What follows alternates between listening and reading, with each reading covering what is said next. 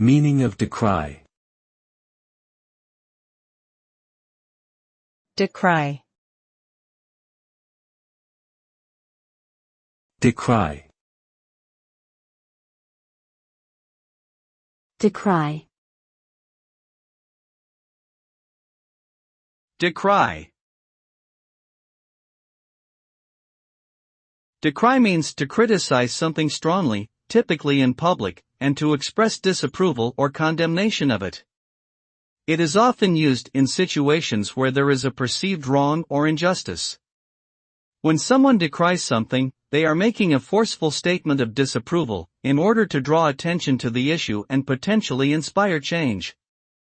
The result of decrying can be a shift in public opinion or policy, or at the very least, a greater awareness of the issue at hand.